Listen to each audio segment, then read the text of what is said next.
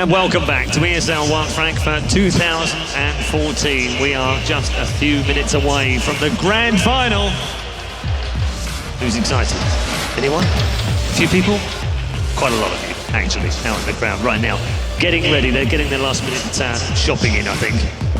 Last minute toilet breaks and what have you, because they're going to be set in for a good final, I think, between the top two teams as we found in ESL 1 Frankfurt right now.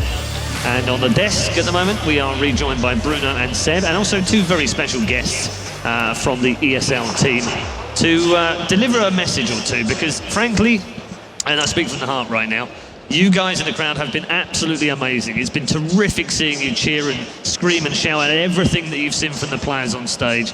And these guys would like to say a few words. Ulrich Schultz is alongside me, and also James Lampkin. How are you doing, guys? Yeah, we're good. Yeah, I mean, still awake? It's great. It's absolutely great to be here. Yeah, because it has been, I mean, people won't know this, but it's been months of planning. It hasn't just been about this weekend. It's taken months and months and months. It started last year when we started talking about this stuff. So what do you want to say? I have to say that, I mean, if you've been doing events for a while, you get used to the crowds and everything, but it has been absolutely amazing to be here. It's great to see the crowds. It's absolutely great to see how they applaud and cheer everything.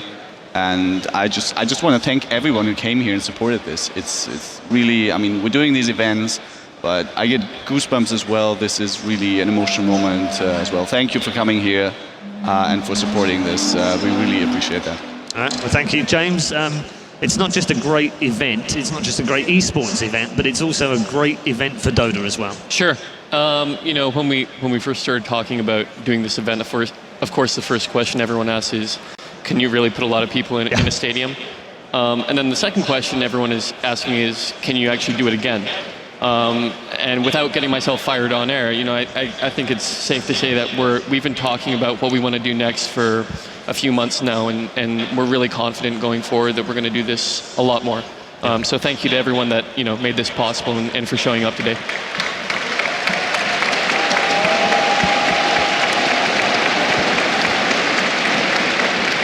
Yep, fantastic. That is one for you guys, and also as well for all of the people tuned in all around the world as well. It's been great having you on board, and we've read your feedback, we've seen your comments, and we'll take notes of those as well. We're not saying this has absolutely been perfect in every way, and there's absolutely stuff that we can definitely learn, but we hope that you've really enjoyed the coverage that we've brought to you over the last 2 days, and we still have the grand final to go. How excited? Scale of 0 to 9,000 is the only scale we use on this desk, so what is it right now? I don't think I can put it in words. I mean, this is the culmination of the weekend, of everything that's happened here so far. And we can only hope for games that are as good as the ones we've seen so far. Okay. Over 9,000? Over 9,000, Kappa. What a way to sum it up. Right now, Twitch chat is going absolutely crazy with the Kappas down the screen. And you guys, thanks for tuning in as well. Thanks for putting up with turrets. Sorry about that. I did go there once. Never again, ever. All right, Bruno, I've learned my lesson. You're all right. I think they like you. Yeah, okay. Well, Bruno locked me up last night and said, if you ever say turrets again on a Dota stream, I will make you streak naked around the stadium. You kind of wanted that, though. Yeah, it wasn't a good punishment, was it? I know, yeah. Anyway, enough of the nonsense. We will be back very shortly with the grand final. First, though, here's Sean catching up with some of the wonderful cosplayers that we've had here this weekend. One way of showing your support is, of course, the cosplay route. And I would say that making a good chance for being the #1. How are you doing? I'm fine. It's really exhausting and warm, but I'm fine. Exhausting and warm. Now, obviously, this probably isn't your first attempt at making a costume like this. How much time goes into this? I think about 8 weeks and then some hours every day. And what was the process for you on choosing which costume to go with? Actually, I wanted to cosplay Lina, but I wanted something really special, which I haven't seen before. So I chose the Legion Commander. Now, what's been the response here? I mean, there's so many fans. They've been queuing up to get in here. The early bird tickets were sold out in just minutes. What's it like showing this much love, and what's their response to you? It's amazing here. The people are amazing, and also all the feeling here when they're cheering for a team. And yeah, I got really nice feedback also. It's very nice. Now, I have one last question, which I have to say, and that is, You've done all this, you put all this in, would you do it again? Yes, every time. Every time. We'll be back. All right, thank you very much, Sean. Catching up with cosplayers. I think he likes that bit of his job, actually. I think he's quite got used to that. And also, by the power of television, you may have noticed that we've swapped 2 people out and put 2 people in. That's right, ladies and gentlemen, the magic of TV. Jacob and Synderen are back to you again. Ready for the final?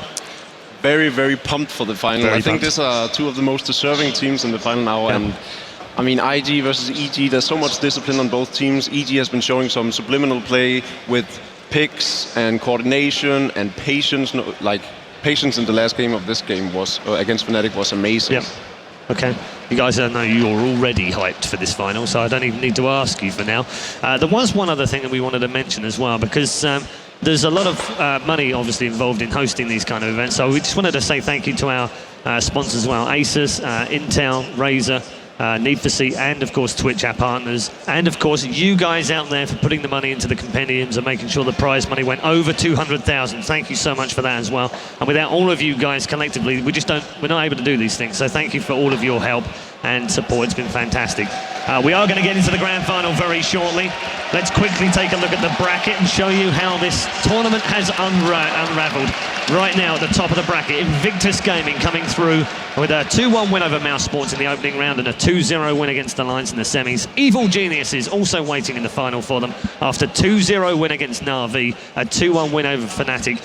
They are now in the final as well. Yet another final for Evil Geniuses. A winner at the MLG earlier on, win it at the Summit just a few weeks ago. And although they had that little dip in form at Dream League, I fancy Bruno might think that they could still win this grand final. I said this at the beginning of the tournament.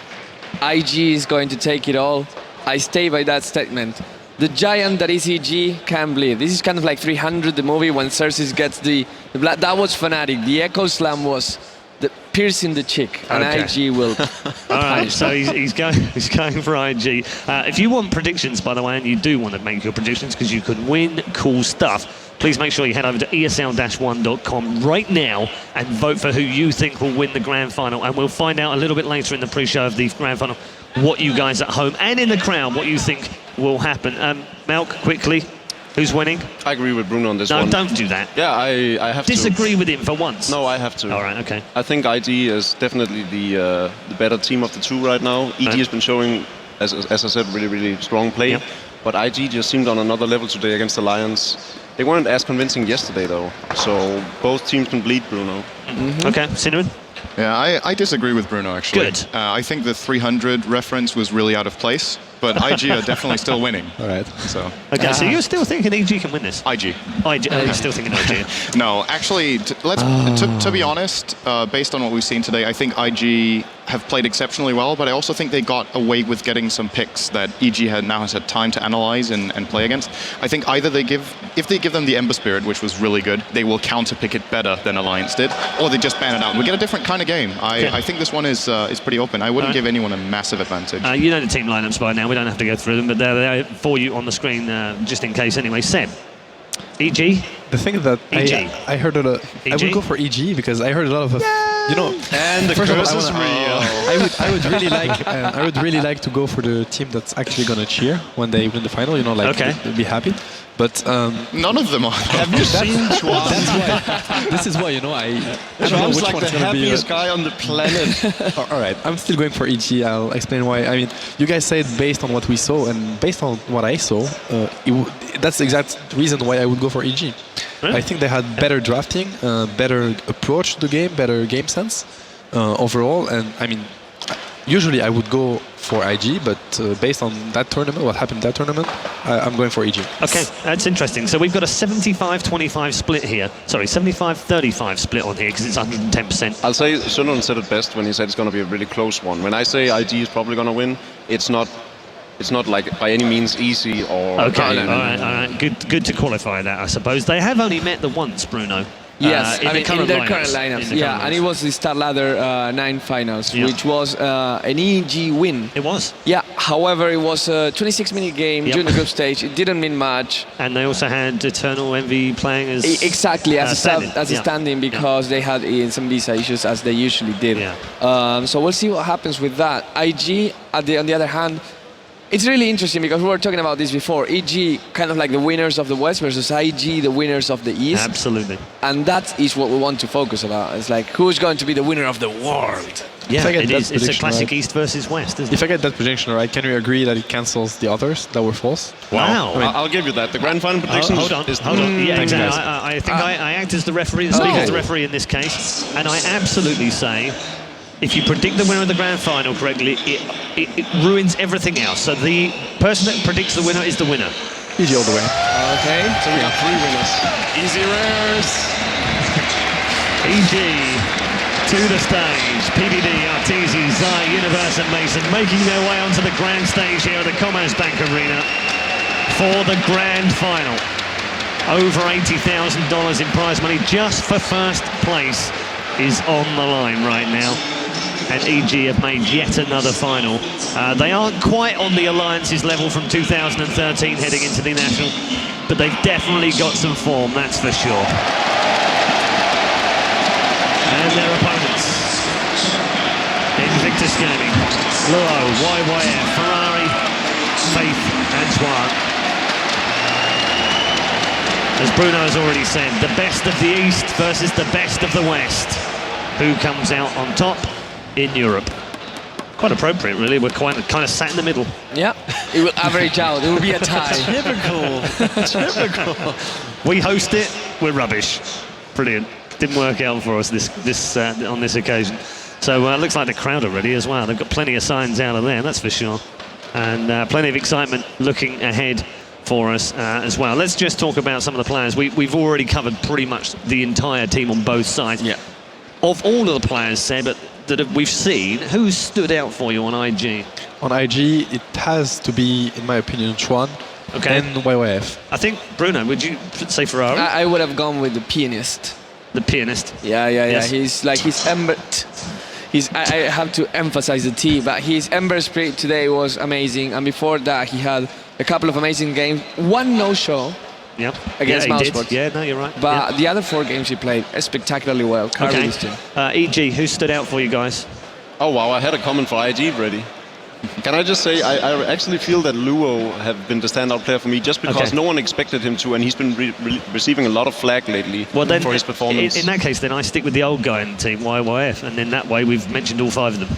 So they've all stood out. Brilliant. No one mentioned Faith, right? I think so. Have you got no faith, Paul? I have faith in IG. I think I've Faith is great. got 110% passion, 0 faith. Well, we'll see what works. Yeah, okay. EG. EG, I think they all perform when they need to. Sai is probably one of the most standout in this particular tournament. Okay. If we- PVD for the drafts, though, I gotta hand it Yeah. over to him. His mindset and his brain in all of this has been very, very impressive to me. What about the star man? Has he shone brightly enough? I mean, we talk about World Cups. Lionel Messi has to shine for Argentina to do well. Ronaldo for Portugal, not quite so well. I think But Arteezy is scoring the goals he needs to. Is he performing the way that we hoped he would? Yeah. Yeah, okay, all right, interesting stuff. Players are moments away from picks and bans drafts, so we'll try and get into that a little bit and talk about strategy. Bruno, Yes. statistically speaking, we've all said already, EG very, very strong on specific drafts that they've had. Wraith King in particular now is 15-0. He never loses, that guy. Never right? loses in the current patch. But EG. if you want to talk about impressive statistics, and I'm glad you asked, Paul, IG has played 71 different heroes during patch 681B. Of those 71 heroes, only in 15 of them they have sub 50% win rate. All of them they have 50% or more. Chances of them picking any of those 15? But, I mean, does it matter really? As long as they pick 4 that have more than 50%, Probably not, they will yeah. be okay. No, you're right, absolutely. Okay. Seb, draft, it's going to be important. Jacob mentioned PPD has got it right so far throughout the tournament. Does he get it right again? He is that good at drafting that I feel like, somehow delaying the finals so he can get more time to think about what he wants to do. Because I also predicted EG, so I'm on his side. Of course. But he's a great drafter now. Honestly, like this Beastmaster ban versus Fnatic was just, very, very, very, very clever. And the thing is that he had less time to prepare this time around. I mean, he knows IG is in the final, but he was focusing on the game he had to play. Yeah, sure. So he also mentioned in his interview with Zoe that they haven't really studied IG very much, and they haven't really looked at them. They haven't played them much. They played them just the once, and he wasn't quite sure. He seemed a little bit unclear, really, as to what he was going to do. But that's not really what's going to happen. He's going to have spent the time in between studying. I think that's right? false modesty. Yeah. I think he definitely studied them, and I think he has a plan. But that being said, they are a bit harder to predict than a lot of other teams that they've played. Yeah. So yeah, they've played a lot of random stuff as well. Like Malcolm says, Malcolm. Back to Malcolm in the middle again. What are you going to do? It is difficult to try and counter them and try and figure out what they're going to do. I think, depending on how well EG has studied them, I think it could maybe even be a good thing for them if they haven't studied them too intensely, because maybe they're not going to be too worried. It's a mental thing going into a grand final like this. You have confidence is a really important factor. Now, sometimes there's like a thin line between being overconfident and just being stupid. But I think EG, they just seem like a very confident team, and that can be maybe the most important attribute for them going into this matchup, is that even if they know what IG are going to play and they still want to play against it, then I believe they have the plan ready that is going to take. Well, plan ready or not, we are ready. Ladies and gentlemen, welcome to the grand final of ESL 1 Frankfurt 2014. The draft is upon us, Bruno. Yeah, and we see each other. We're talking about studying teams. IG doesn't want to give that Enigma that combos so well with the TIE Hunter before, doesn't want to give away the Wisp. IG, they're not going to get neither the Lycan nor the Ember Spirit, but we do see really, really fast picks. And Seb, you're surprised or trying to figure out what's on the screen, I'm not sure, but I'll let you talk anyways. I like the instant bottom. I mean, I don't like the pick necessarily. I'm not saying it's bad, but they instantly picked bottom and Void versus Doom, so they must have a plan. So this is really interesting. We've seen Universe being very successful at using that Void on the offlane. The Ember ban that we indeed predicted, but it wasn't quite hard. I mean, Ferrari is such a beast on their hero. And the Lycan, which IG have been using quite well on Luo and Ferrari, actually. I think these picks is as much because they fit EG, right? But they're as much to leave them or keep them away from IG, because IG likes both of these heroes, whereas TIE Hunter is not something we've seen IG play, so there's absolutely no rush for them to pick up something like that. Indeed. And right now everything's open for EG, right? They can still play that Void as a carry. Yeah, they can play that bottom on the support. And maybe they can pick a Bat Rider, because if you remember, IG was kind of like one of these teams that, they wanted to ban the Bat Rider, but now they're left letting it through. That is true. So we'll see what happens. Maybe they pick it right now. Not sure if that's what you want right now, because you have so many setups. If the Bat Rider jumps on anyone other than the Void, then you can set away a big Chronosphere. Bat Rider, like the thing about that hero, right? When you lasso someone and you bring them to your team, necessarily the team kind of conglomerates around the target because you want to pick him fast. And that opens for great RPs, Chronos, and that kind of stuff. Exactly. And the Chronosphere could, really work. I like the Rasta, obviously. We've actually commented on that earlier in the tournament, how successful they are at using Rasta. I think Schwan actually lost a game versus Mouse with that Rasta. 16-1 now, I think. Yeah, Faith didn't. Exactly. So that Rasta on Faith is just a nightmare to play against. And again, they've gone for the Mirana, most picked of all in 681 for EG. They've done it again. They've only lost 3 games on it,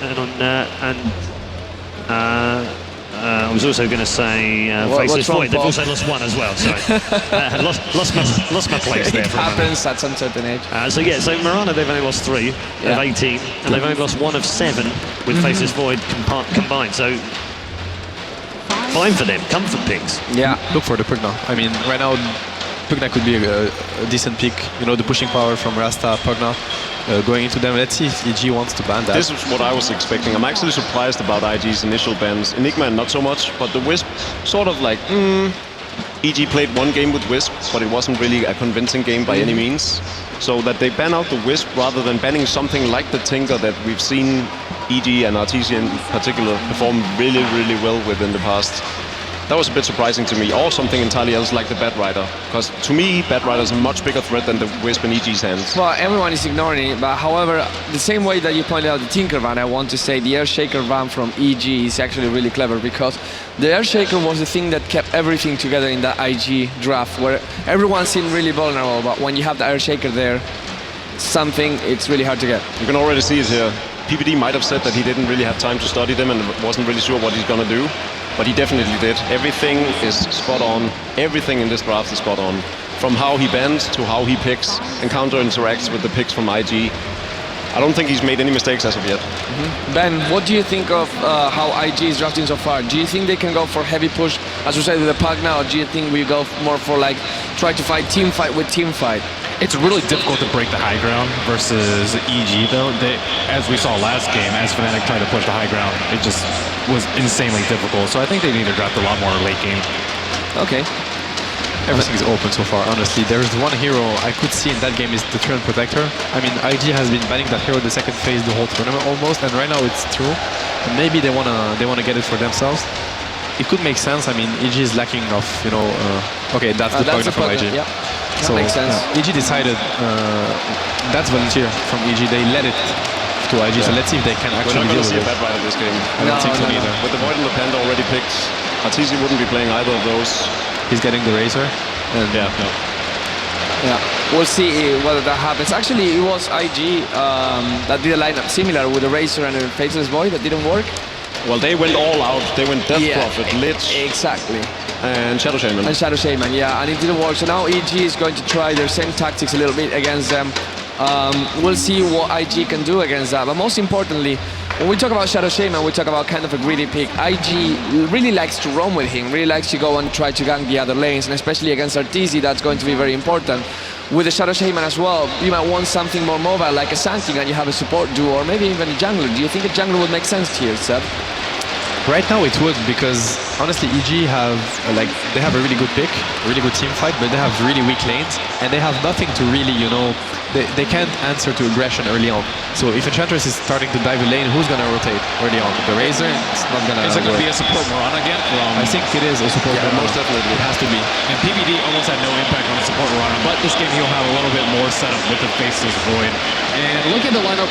EG actually favors Razor a lot versus a Doombringer. You catch an Eye of the Storm, you catch a Static Link, and you don't really care if you get Doom. And it's actually pretty good versus single target heroes like Shadow Shaman.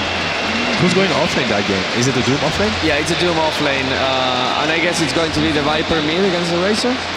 Might be. Or the Pugna. The thing is that Super has been playing the Pugna quite a lot. I haven't seen Luo play it. And also, I guess Super Ferrari. I guess it will be Ferrari, not Super obviously. No, I think YYF is playing the Pugna here, I think. Yeah.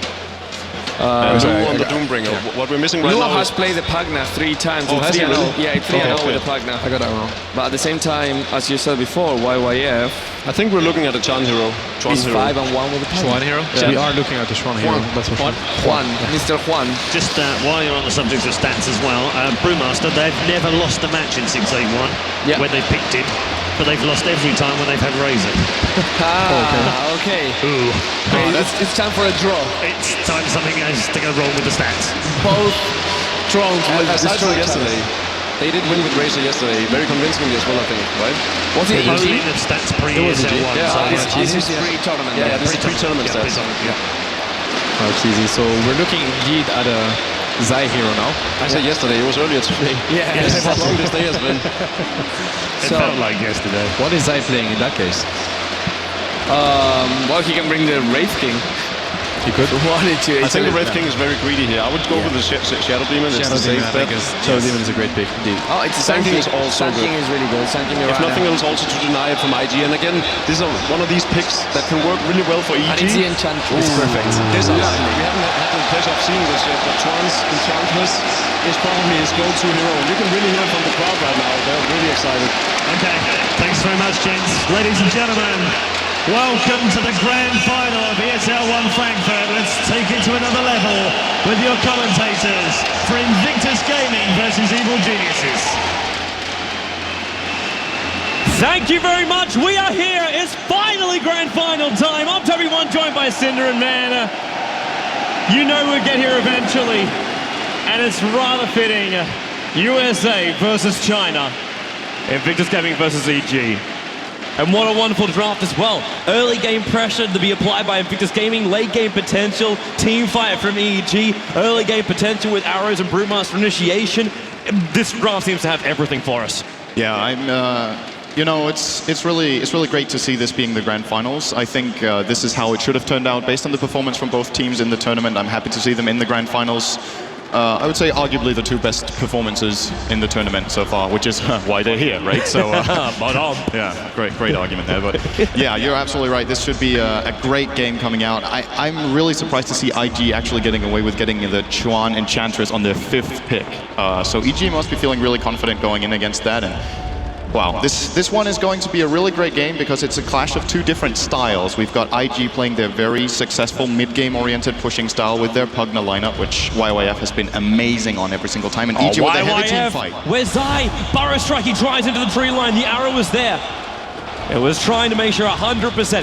If that Burrow Strike connected, that would have first blood, but Burrow Strike level 1 range, it is just so short.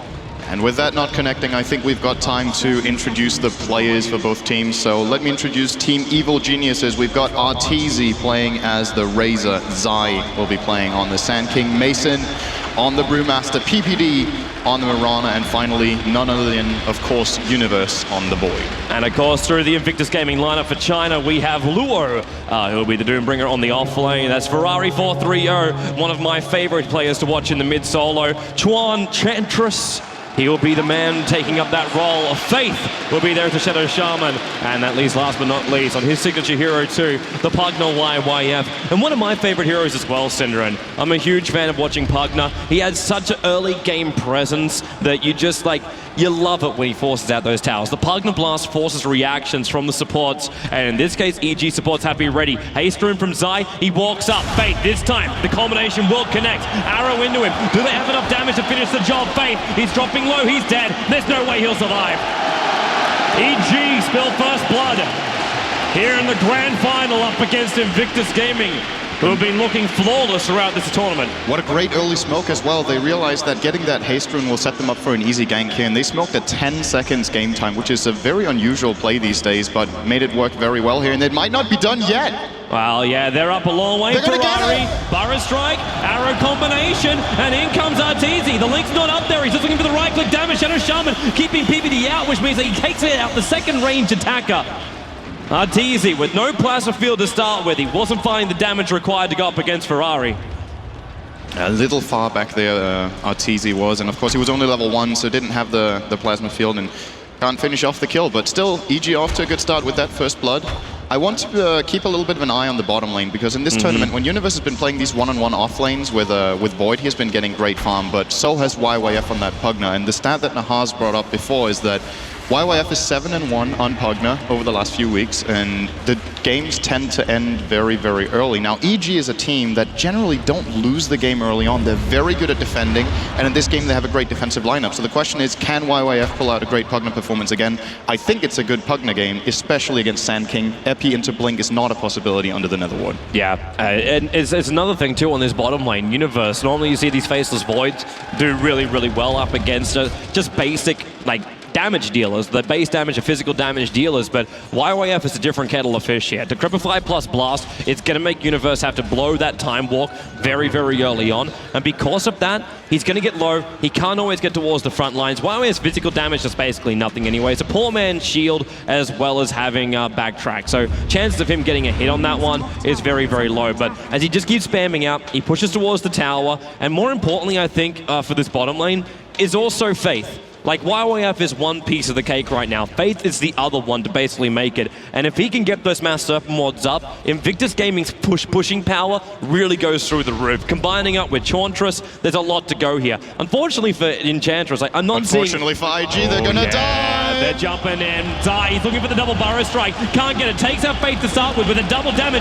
Now he'll go through YYF. 2 will turn into 3 kills here for EG.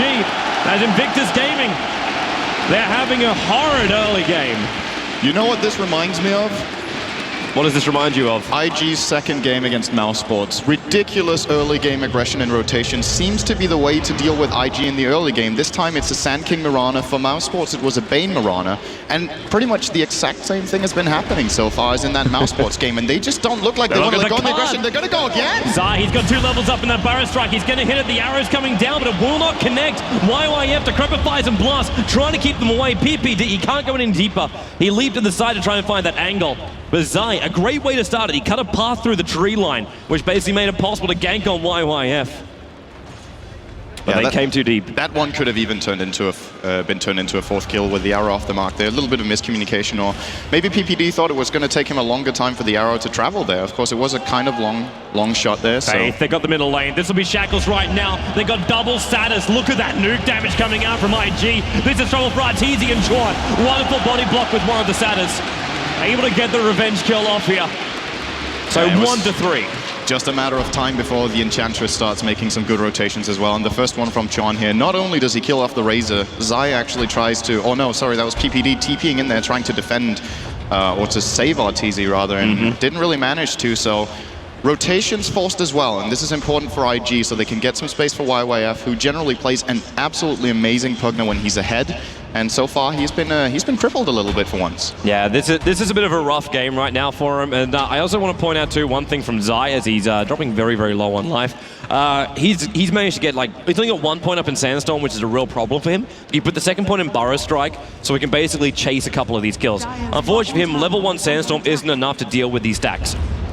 And until he has that, he basically can't free farm. So he needs to go around either gank once again or start pulling on the top lane, which means he's basically taking up the space of what PPD was doing for a while. But now PPD, man, I don't think this guy has stayed in one lane. It's very reminiscent of just like these roaming supports which never really belong anywhere. But Chauntress, he's going to make EG come to the bottom lane. Mirana had to come here. We start with the Tornado, so already the bottom lane is really difficult for EG to fight on. But the fact they've got Nuke with the Shackles, which is about to get up to level 2 in a moment. YYF, the Blast is already up to level 3. So they can really force a lot of damage onto this tower. And I think they're going to be surprised by Universe. Oh yeah, he's about to hit level 6, isn't he? He's hitting it now. If they hit the Chrono right, like Zai's coming down again too, they're going to have a lot of mana to play around too. Because like all of these early ganks that came out from EG. 4.5 minutes Arcane Boots. How often do you see a level 3 hero with Arcane Boots? Like, if he's doing pure jungle, then it wouldn't be a surprise. But a roaming SK with Arcane Boots, yeah, I'll be more surprised at that. But PPD's be sacrificing himself. Look, he's got one Leap Branch and one, I don't know if that's a Leap Tango or if that's just like a Midnight Snack. They're coming in from middle lane now. Good fire strike. Arrow to connect. Too easy.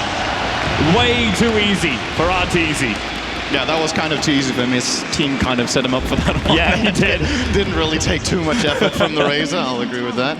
But these rotations from EG early on have been absolutely magnificent. They haven't failed any of the smoke ganks, but they have committed. I think if they used all 3 of their smokes at this point, at least 2 of them, they've got 1 left. They've used a lot, but look at what the space they've made. Like, up on top lane, you got Mason, who's gone 39 for 8. He's the highest CS on the board, and at this point, he's actually 10 CS higher than that of the Doombringer. But more importantly, Mason, he's got the split available. So when he feels the time is right, and he can drop Luo down a little bit lower, he's able to get his split off.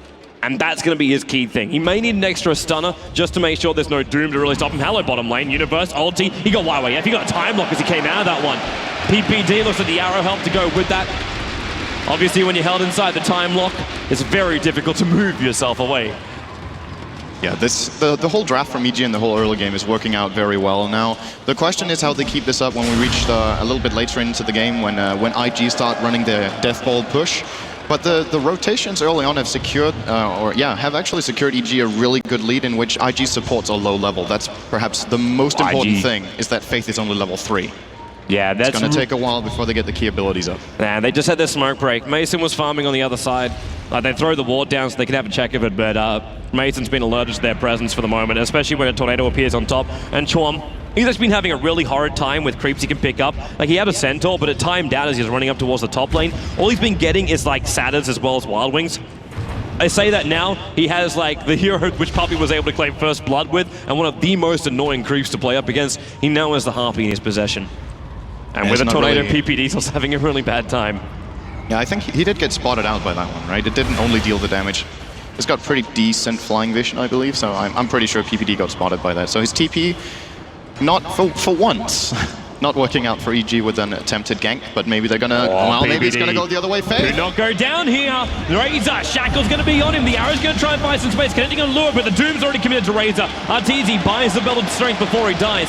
So doesn't lose too much gold, but there's a smoke gank to pick up the mid lane. But they're moving 4 heroes to ensure this. And YYF, like, he's pushing at the bottom lane, that's great. Universe has Chrono up in 15 seconds time, and you know he'll be looking for another gank. For me, I think the major problem for Invictus Gaming is the fact that this Blink Dagger Arcane Boost is going to be up before 10 minutes.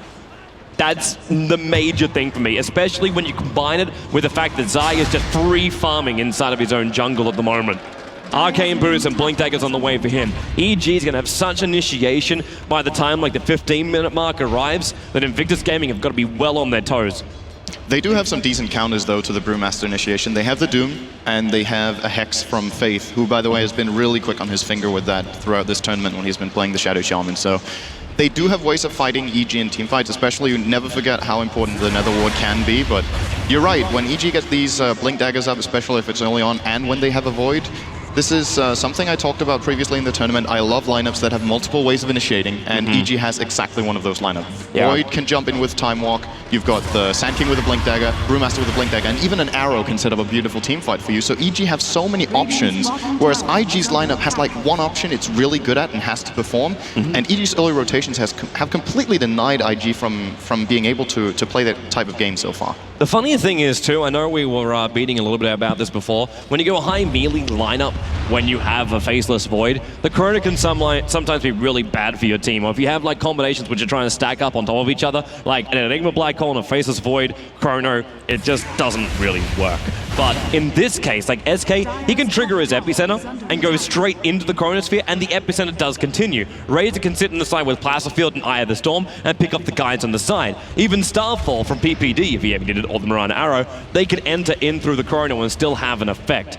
These are the kind of things where EG have a really, really nice combination. But as you said before, IG have a good counter. The one thing which works well for them works really, really well for them. But Chuan, he needs some really good creeps to play around with here. Like, he's trying to zone PPD out of the jungle. He'll need the Doombringer up and running and ready to fight. Like, Hand of Midas as well as Devour needs to work overtime for Luo to make sure he can keep up with the rest of EG's net worth. And they have to keep adding pressure towards the tower. That's why YYF, he's up on the top lane. He's looking for the tier 1 tower up here so they can go one to the next, and make sure Shadow Shaman gets money so he can get Arcane Bruce Blink Dagger, the Mass Serpent Wards, and then IG can really force the issue up against EG. Yeah, it's a pretty big rotation here from IG that doesn't work out. Maybe this one will, though. There's the Chrono. Look at the damage he's stealing from him at the same time. He can't go anywhere, Ferrari. The mech, though, it comes up from Ferrari, and YYF is draining PPD out. The Placerfield will go Ferrari, low on life, but the Brewmaster only chased him into the trees where it is not safe to be. They're back in the middle lane. Burrow Strike on Faith. 2 on the sideline. They're back in again, though. Luo's still in the fight. Enchantress sent up. Good blast, but Zai, he's got level 6 in with the Epicenter. Low on life, has to back it up. Universe, he's in too deep. The Hawk Stomp from Luo, holding Universe in position. YYF drains out the life points. Backtrack, not enough for him. It just kept ticking him out. SK Burrow strikes away. The attack follows. They need to get closer. Tron, can he get in range for that last impact? The charge has got him. Zai's dead. There's no denial here. Dying back past the tier 1 tower. And Invictus Gaming will now have pressure in towards the mid lane. And that looked so good for EG with that initiation. Like you said, Arteezy stole a lot of damage, but his skill build, he's only got 2 points in Static Link, so if he would have had more points in that in this situation, it would have been absolutely sick how much damage he could have dealt to IG, but with only 2 points, not really too scary, and the mech from Ferrari was very important there for keeping him alive and giving his team some time to get in there and get the fight going. Still want to say, I'm not actually sure who came, I guess IG came out on top a bit in that, I'm saying but IG, so much when you're in a position when you can take every tier 1 tower down, I would say IG is in front here. Like map control, when you have something like a Pugna, it's the thing where you say like IG's lineup works really well, but you need to be able to take the objectives, which means you need all the outer towers down. Pugna's a hero where your normal goal is 20 minutes in, there's not a single outer tower remaining for the lineup. You get burst experience, you get burst money, you find yourself building into like early Necro books or things along these lines. It actually looks like he's going to go for an Aghanim Scepter instead, but you need to keep that pressure going. You need to keep EG on the back foot at all times if this lineup for IG is going to work. And this is a build that YYF, I think, goes for in pretty much every single game. He will always get that Aghanim Scepter on Pugna. He absolutely loves the ability and the reduced cooldown, which goes down to 0, is really amazing, actually, with the life drain on Pugna. And he doesn't need to get the mech in this game because they've got it on Viper, so he's going to get that online earlier. And I believe I cast a game a few days ago where I was like, is this actually going to be the right choice? And I was immediately proven that it was the right choice. He dealt so much damage for his team, gave so much control. And you're just seeing here in the mid lane already how much damage he's actually dealing to Arteezy. And he gets so much lane presence out of it as well. Like the way he can just harass and put pressure and force EG to rotate against them. As actually rotation-wise, bottom lane. Yeah, they're Luo's coming got in. the Doom off on Universe as well as the Hoof Stomp. Very easy kill for IG. Yeah, Luo, that's just perfect movement. Perfect movement. You bring in the 2 cores. Actually saw Faceless Void just before he died then. He bought at least one glove. And EG, I've been noticing that too when they're on the death. They make sure they spend as much money as possible. They don't lose anything. They're not trying to give IG an inch in this game. And that will go in towards his Maelstrom build. But Invictus Gaming, they're looking really good right now. The rotations are good. EG, difficult to bring in support because they obviously have lost that forward positioning. And Faith, he finally hits level 6. So Mass Serpent Wards are online. YYF is here. You got Ferrari, you got Doombringer. The whole kit and caboodle is down here on the bottom lane for Invictus Gaming. And with Chorn also coming in from the side, they're going to ensure that this tier 2 tower is gone. This is when EG needs to either Chorn's pull out. movement too, so good. Observer Wall, that's what he came up here for. Pops the heal, Void will jump down. Now she gets a time lock on the first hit. Mason comes over to try and help off. Too early though. He actually didn't get the clap on anyone. Chorn, he's still surviving at the moment. The drain's coming out. Burrow Strike comes in from Zai. Chorn, he's still alive at the moment. Juking it around the tree lines. Finally goes down, but they're back to the Mass Serpent Wards. Nowhere EG want to fight, but with the Chrono, he catches Ferrari. He catches Faith. He got the whole shebang. Goes for YYF. Ferrari, 52 life points. They've got to bring him down. They're splitting up the fight. Ferrari into the corner. Evades the arrow. PPD, the poison. He's so low and will tick out. Universe, YYF, main fighting, and he actually wins on it. No time lock. That's what Zim was saying. No way to stop the drain. Arteezy will back up as well. What a sick Chronosphere from Universe there. He caught one hero in the center and 2 in the periphery on both sides of the circle. Can you even say that? You know say what I that. mean. It works. Yeah, amazing play here from EG. They still lose the tower though, so I think IG are going to be happy. This is what they came for, and they do get a 4-for-2 fight, I think, but this is what EG's lineup can do if they land their abilities correctly. And I want to point out as well, Chuan actually kited 2 heroes for a good 15 seconds, and they still lost that fight heavily. If you can imagine EG getting into that fight correctly and immediately locking down one target, that fight would have maybe even been a 5-0. Man.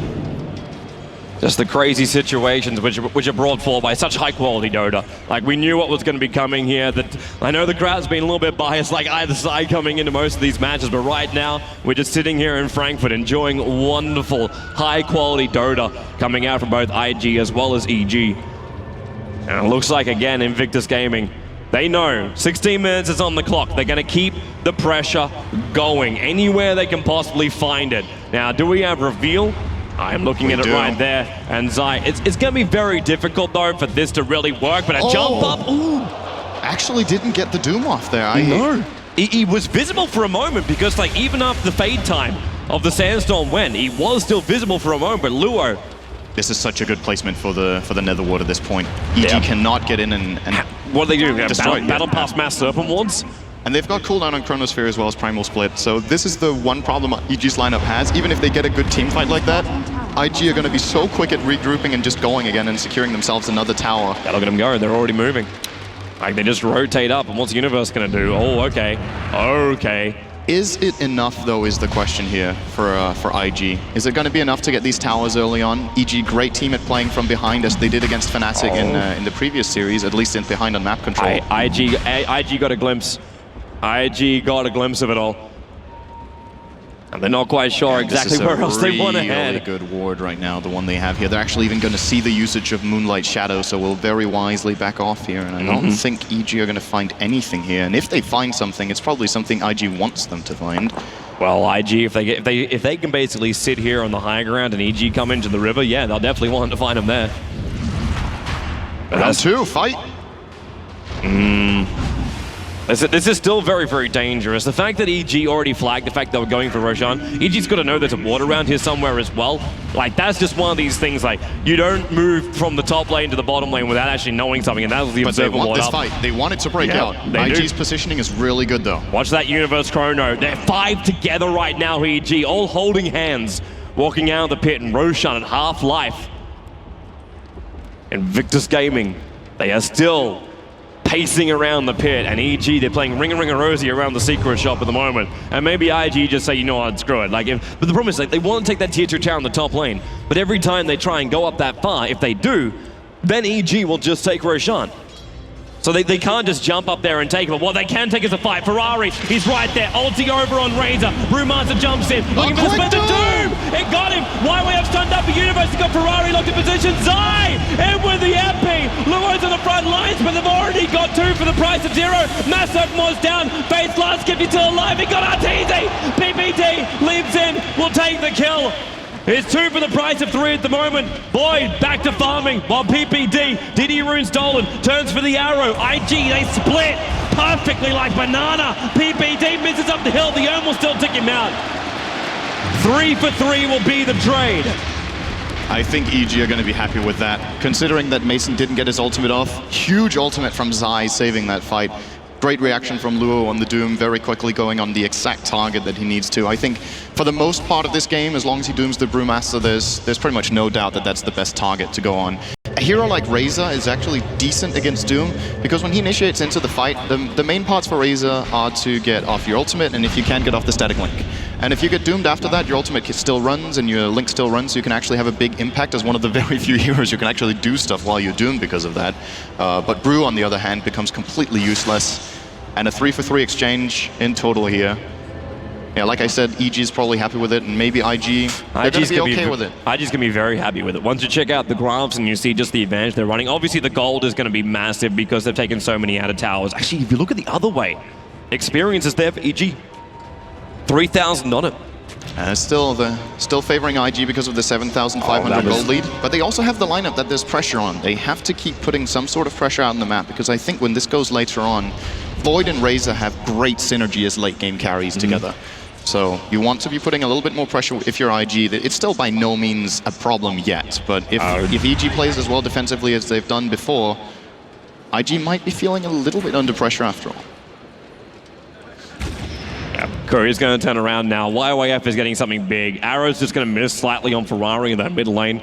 But YYF has his magic point. I'd also want to point out too that the ping has already come out from Chuan.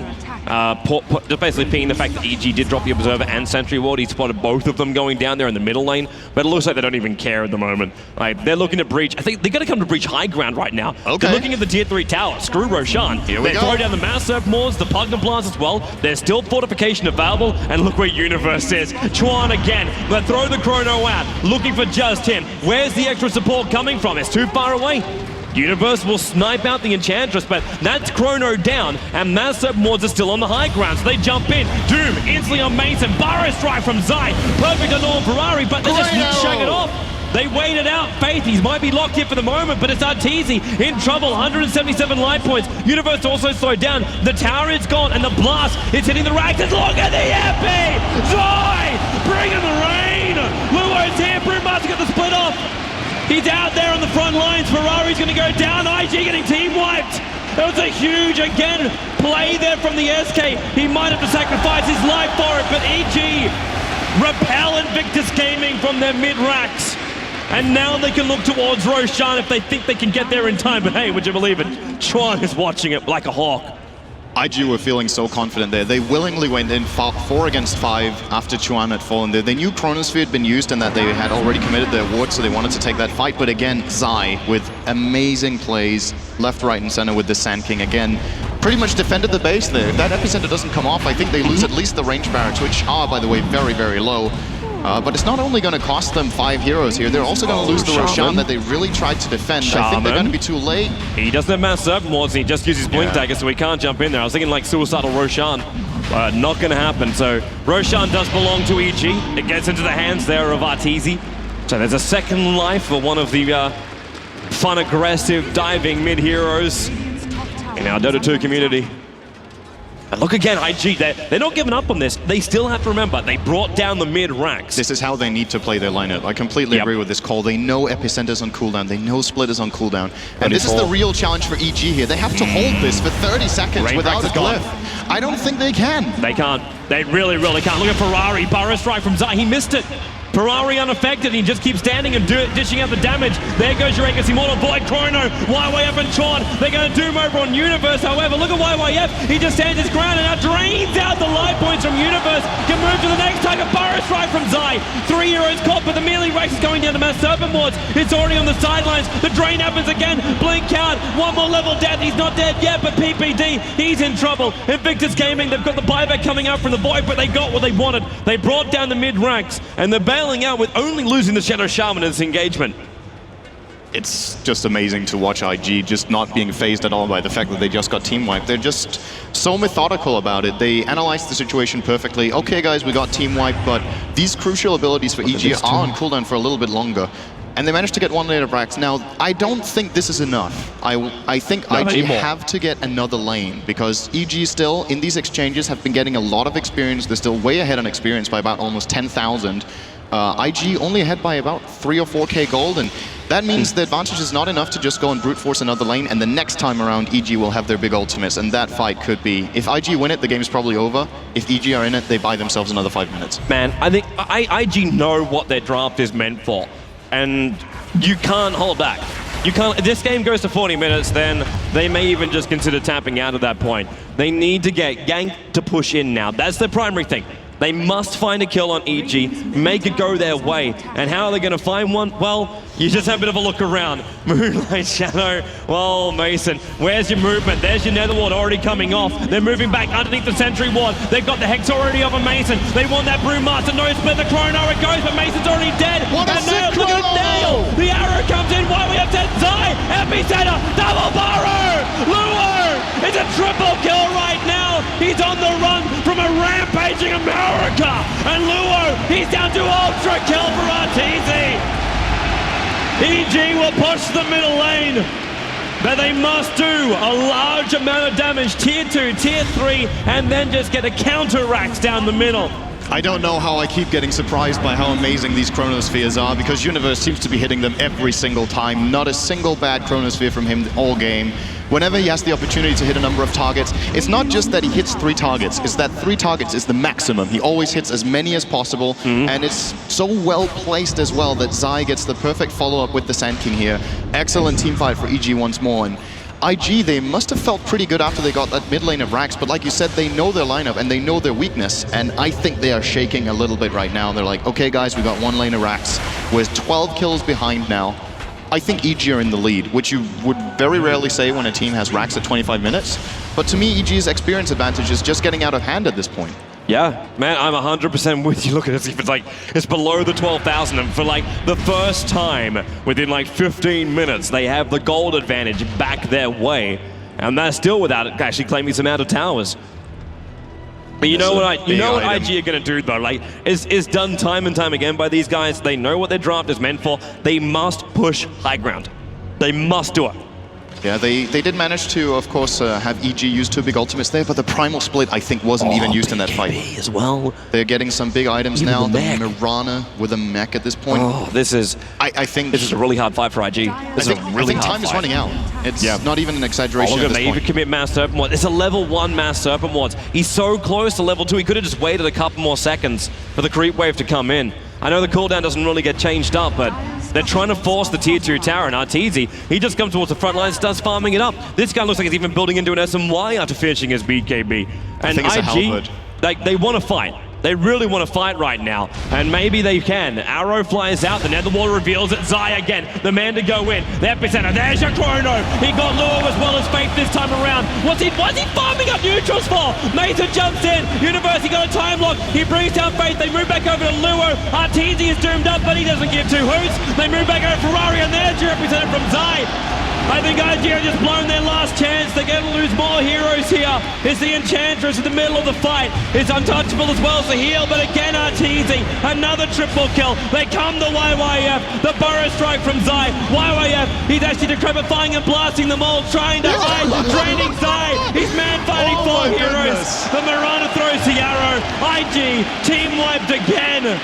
30-13. It's 11-3 over on Arteezy, and another amazing Chrono from Universe. But they tried to find, they knew it, that Mass Serpent Wards were down. EG knew they had the advantage. And what's so important about EG's experience advantage at this point? Generally, experience is of course really important since you get stats and you upgrade your, of course you get a lot more damage, health, armor, whatever. But for EG, I think the biggest deal about getting higher levels is that their big ultimates scale in cooldown. They reduce their cooldown per level. Sand King's ultimate is down to 120, soon to be 100 seconds. Chronosphere went from 120 on level 1 to 80 on level 3. And Brewmaster Split also dropping 20 seconds per level. That's why, at this point when EG are reaching these high levels, even if IG managed to win a team fight at this point even if IG tried to push after EG wins a team fight, because let's be honest, that's probably going to happen the next time as well, the way this game is going, their cooldowns are going to be ready again. So the strategy IG used to claim the middle barracks just won't work anymore. They ran out of pushing power. That's literally it. It's a little engine that can't get up the hill. And EG, they're getting stronger and stronger as time goes by. The fact you got an Aghanim Scepter over on Razor, when EG are capable of entering the IG base, it's not as strong as obviously Refresher Aghanims over on the Razor, but are still damn good. And Artesia did choose to go for the Ag Scepter, which is of course also the most stable pickup on Razor, if you will. The reason I was thinking he could have been going for the Halberd is of course the evasion is great, he gets more tankability out of that. And considering that the attacking heroes for IG don't have BKBs, he could have chosen whether he wanted to Halberd the Viper or the Doom. So I think that would have been a good pickup too, but this is easily the bigger damage item, and of course EG are already starting to plan when they want to siege the base, and the level 3 Eye of the Storm with Ag's upgrade is really scary at that. Oh yeah. I wouldn't want to fight into that one, man. Even with this fight, I know we've been making a big hoo-ha about Artesia during the fights, but right now, man, I want to give like MVP to Zai just for game number 1. This guy, like Universe vs. Chronos have been absolutely amazing, but Zai has been 100% on the mark. The whole EG lineup is playing wonderfully in this match. And right now, well, they just got to do it again. And where is IG? They tried to poke and prod through the top lane twice already, and I think they're just got sick of the tier 2 tower.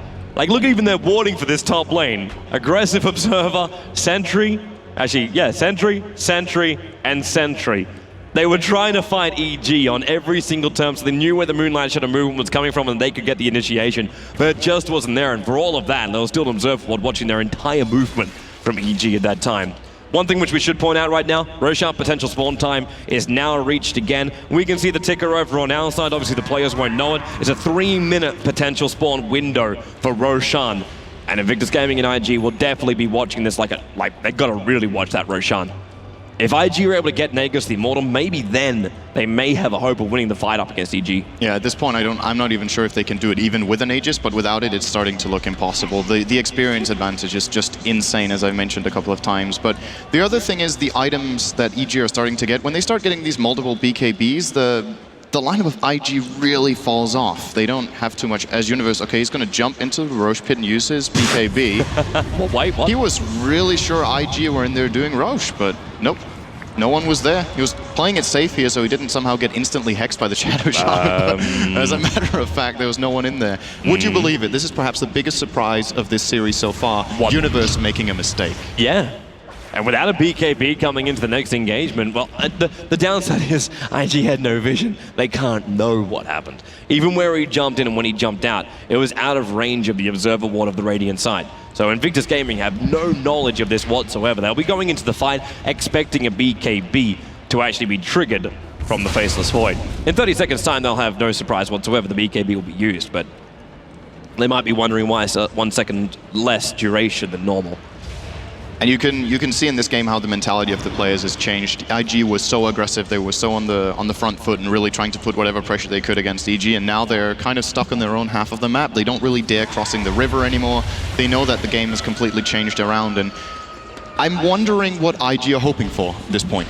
Because as we've talked about a couple of times now, EG have actually managed to accumulate so much at this point that IG's lineup has reached the point when it's just flat out going to lose the game. Yeah. I'm wondering if even like a Rax is worth it. I think IG will try one more push, and if this one fails, you don't want to drain yourself too much on a lost game. This is something we see a lot of top-tier teams do. In particular, 2 teams to point out that do that are Na'Vi and Alliance, who, when a game is lost, it's just lost. Don't waste focus on a game that you have no chance of coming back in. Reset, go out, take a break, come back in and play the second game, and don't let the first game haunt you too much. At the same time, man, like sometimes you don't always get your break in between the games, so being able to just sit there, just work through the motions and see if you could actually force a team. Like if there's still hope, there's no reason to give up. So if you think you can do it, you stay in that game and you fight to the bitter end, man.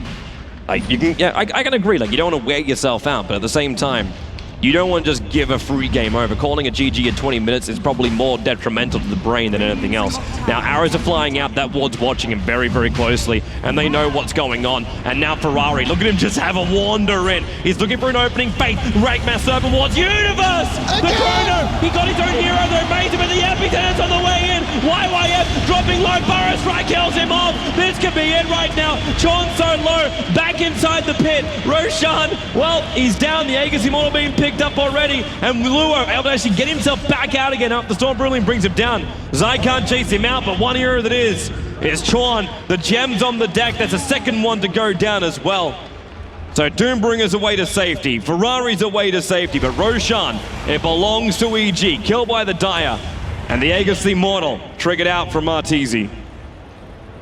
IG kind of had to go for that fight, but at the same time, it's the worst place on the map they can actually take a fight. The Roche Pit, EG have so many initiation angles, so many initiators as well, and yeah, this is the point when IG will lose their mid barracks, I think, unless they pull up some miraculous play here. There's no Mass Serpent wards, there's no Doom. They have fortification at least. This will buy some time for the Pugna to respawn out.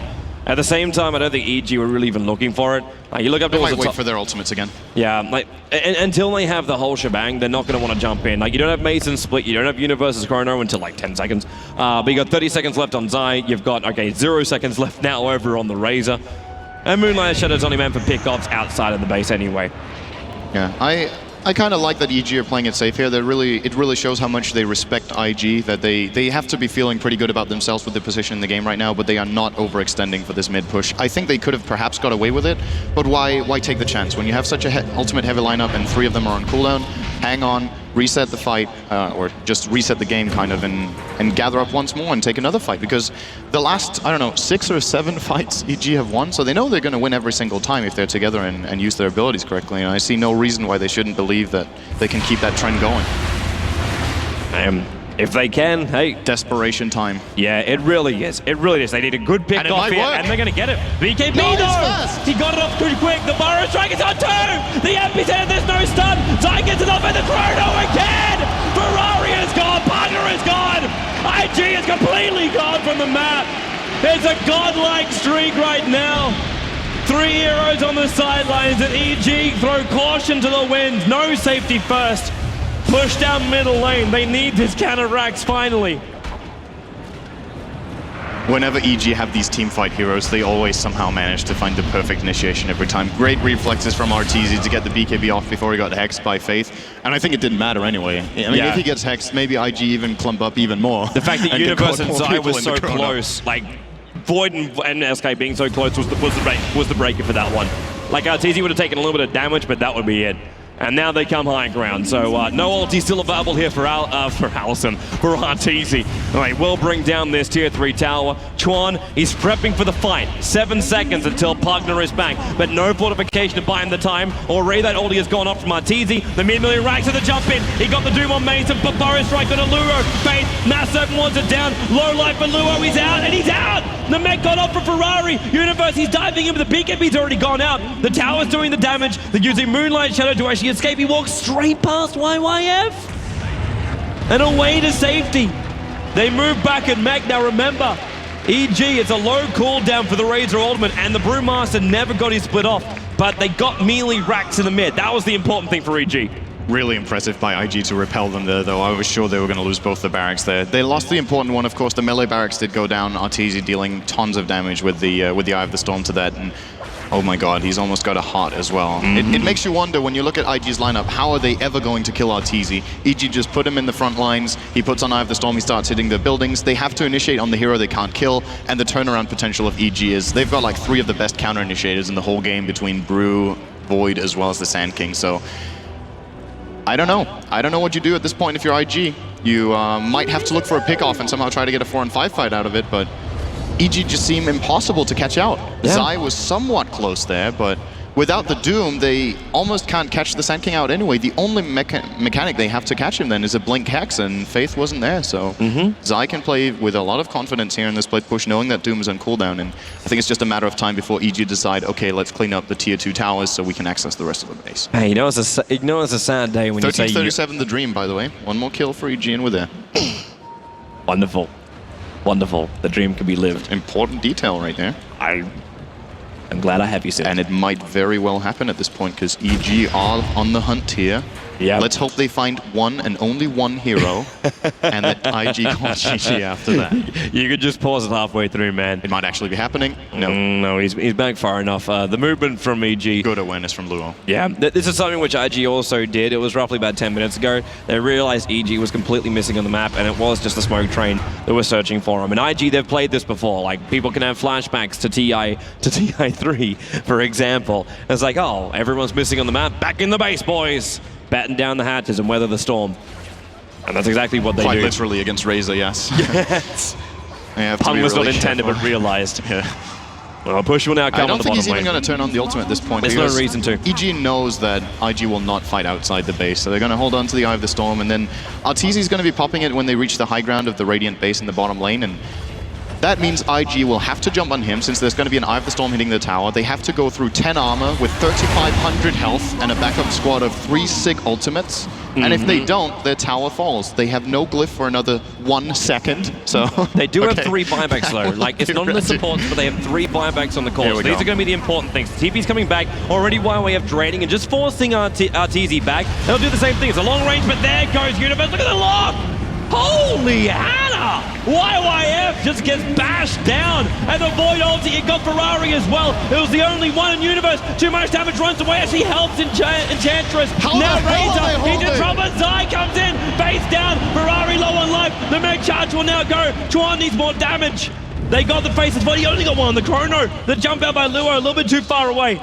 And PPD and Mason are going to bail out. They actually held that. Yeah. For once, the Chrono not perfect, but it wasn't because the Chrono placement was bad, it was just really quick reactions from Luo. He dodged the Chronosphere by blinking out, so it was like a 2-purpose move. He avoided the Chrono and he doomed the Brew. Again, we don't get any split out from Mason, who might need to stand a little bit further back, even though he's actually standing far enough back as it is, but Luo's just really good at catching him out here. And if he's any further back, it looks like he wasn't in the fight. Repel here by IG. I thought that was going to be the end of the game right there.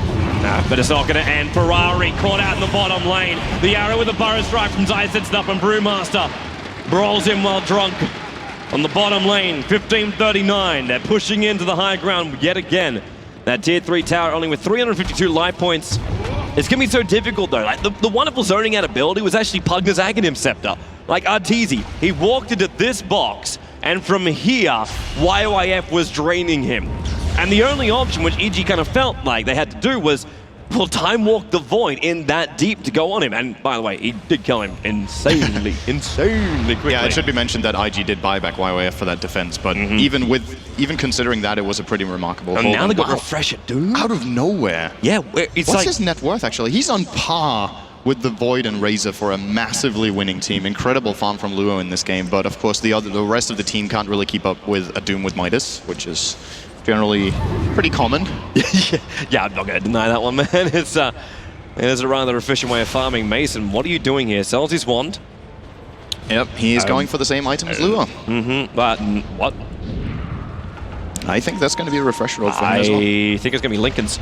You think so? Yeah, He's got to be blocking the Doom. You're actually right, because Brewmasters will often go for the refresher orb, so you can use your ultimate twice. But I think for Mason at this point, it's just let me use one.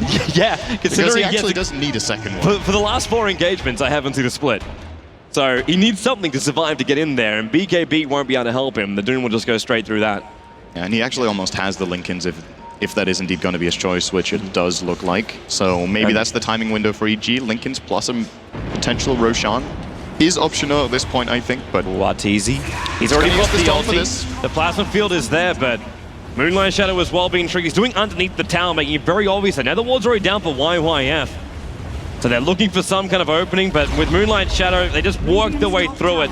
And, well, I give props for balls, but right now, this is difficult. No TP, man.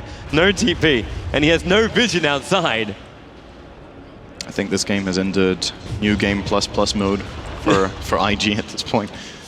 They were looking okay in the challenge early on, and actually did manage to get the barracks, but now the hard mode has really kicked in here. EG are just getting massive item advantages. Almost 35, is that almost 40,000 experience right there? It's 35k. Yeah, it's 35k experience flat right now for EG. Absolutely insane lead, and it makes it even crazier to think that IG were able to hold their base like that. In 9 out of 10 games you see where a team is ahead by 30,000 experience and 15,000 gold. They go into the base and they just roll them over. I eat my words, Sin. He actually got the refresher. I'm not so sure about this. I'm really not so sure about this. At the same time, if he does get it off, yeah, they win the fight. But if he doesn't, they just don't have a Brewmaster ulti during the engagement. I think the logic for Mason here is they're going to go for a base push now, where Mason's just going to initiate the fight. He'll blink split. Right away.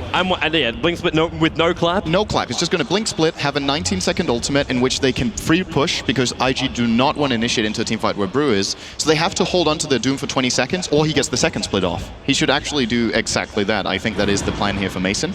As I'm hearing an arrow, I believe. Yeah, they're scouting around the pit. It flew past Invictus Gaming and was able to spot out one, but of course the Observer Ward's also doing a heavy amount of work right now for EG.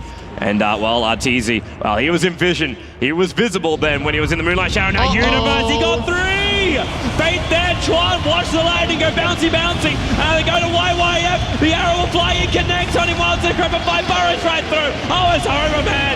They can't. Luo is on the run, the jump out. He'll take a fall, the Hawk stop. But the attack damage from the run of PPD almost enough. Illusionary just walks straight past it. They'll let him go. They'll push down the middle lane. Do you know what was amazing about that fight? I'm going to say Chrono. Mason didn't get his ultimate off. He's got the refresh. Oh, die! He's still not he killed getting Ferrari. Where's the follow-up? The ulti's coming out. There's your follow-up. It's Arteezy with the static link. No ultimate, but he's stealing damage. 84, 112, 168, 196. Just let the cannon tick on through. The odometer will not stop here for the EG Arteezy. The fortification will slow them down here. Viper Strike as well. Zai staying in the trees where it's safe while they bring down the racks. The top melee will be the main target here. They'll go through the range. Still 30 seconds without the Pugner. And IG is the last hurrah right now. They've got to give this a crack. Mason, he's still got that split right now. But Doombringer, he doesn't have an ultimate. He triggered both of the Dooms during the last engagement. And EG, respect given. They're backing up. Maybe they're coming through middle lane. Like, they got double split. Well, okay, they're backing up. Okay, so here's my assault plan for EG in the bottom lane. You gather up here, right here. We're looking over. Oh yeah, yep. Right here, and then you use Primal Split, and then you walk in the Brewmaster Split. One spirit this way, one spirit this way, one spirit this way. So that Mason can be like, I did it, guys. I got my ultimate off, and I had an impact in the team fight with it. Oh man. Yeah, this Roche is just a goner. And again, coming back to my point from earlier, I'm wondering what IG are hoping for. If this is just a matter of pride for them, that they fight till the bitter end, trying to do this. But to me, this is an unwinnable game at this point. I cannot imagine how their lineup can possibly come back. I mean, sure, if they had some sick late game, which could deal with EG, but even in late game, you're playing against a Void Mirana Razor. You have faith in the double Doom. You have faith actually just in the Doombringer here. The Pugner Ward can do a hell of a lot, and you can't really count out Chorn's damage. It is an Aghanim Scepter Enchantress throwing out this wonderful pure damage. That may just be enough, and the drain is a real problem for players like Arteezy. Hardenagus or not. Like, he moves up, the Netherward's already ever cracking. The arrow, perfect! Got him! 5 seconds, they move in, they kill YYF, they win them, and they got him! The split is done! Applause to the Brewmaster! But the Mad Serpent Wards are also down. Chuan, he gets with the 5 Brilliants. Well, a lot of the damage has already been taken away. Universe getting doomed up. The fight really starting to split up right now. Chuan, he's wanting to come back. He got stunned up again. Luo on the run. There goes your second refresher orb. A secondary Doom. He does not want this Chrono here. Brewmaster's number 2 split. Arteezy, Chuan, he's trying to man-fight him. He's really trying to man-fight him. Point blank range impetus. The Agency Monitor will trigger here. Brewmaster only about to wear off for the second time. They're basically fighting, and GG is the call. They're losing too many heroes. Luo's gone out. They will chase him down to the bitter end, but 44 to 15, 47 minutes in, and EG get the call out from Invictus Gaming. Game number 1 goes the way of USA. Yeah, just they beat one of IG's best strategies, and they did it by just outplaying them in team fights. Absolutely incredible performance by the entirety of EG in this game. in those team fights. I would love to hear what the panel thinks about that. That was, for me, that was just absolutely incredible. And now EG one game away from taking the tournament. Well, let's find out what the panel has to say about that. Over to the boys. Thanks very much, both of you over there, having a massive amount of excitement on the desk as well as at the commentary desk as well. Brilliant first game. We're going to get into some detail in a little bit, but before we do that, Bruno, just sum up, if you can, in a sentence, what it's like right now to be in this stadium and watching this match. I was just turning around and looking at the crowd. I was like, wow. And imagine being the players right now. They're immersed in the game. They take off the headsets. They see that. It has to be a dream. Yeah, it's it's goosebump moments up here. It really is. It's fantastic. And the night has just come in, as you can see behind us. For those of you in the crowd, we're going to do something a bit fun. So right now, I want you to get out your telephones. That's the old version. Mobile phones. Get them out right now. Get your camera activated. And Zoe is going to tell you why. And we're all going to do the same thing up here on the desk as well. Thank you very much, Paul. So, yeah, as he just said, do you all have a mobile phone? From my own experience this weekend, from the thousands pictures of all of us have taken with you guys, I'm just gonna expect yes. Can you please hold them up? Turn them on. I want to see some mobile phones now, okay? All right, there they go. Oh, come on, you guys have more. Take them out. We're not going around to steal them. Don't worry about it. Just hold on to them tight. Okay, I see the mobile phones. Wonderful. So we want also the people at home to get involved in this. We want to know how you hashtag ESL won. So right now that I see that all of you, or almost all of you, are in possession of an actual phone, I would like you to take a picture of yourself, do this a selfie, turn it around, make flash, I don't care, and then please tweet it at hashtag ESL1. This is how you ESL won. I'm gonna do it with you right now, so we're gonna have it all in the background. And I can't wait to see those pictures. Pull them faces, show us some smiles. I mean, it's dark in here right now. I'm pretty sure you're very happy, as this game just now was pretty darn incredible. Okay, I see people doing them selfies. All right, let's do this. Right, I got my selfie. Are you guys okay? Have you managed? Can't hear anything. Have you managed to take a picture of yourself? All right. Okay, I see some people are still at work. All right, I can't wait to look at that. Don't forget, it's at Twitter, hashtag ESL1. And I am gonna head over to a quick commercial, and then we should be back with the next game anytime soon.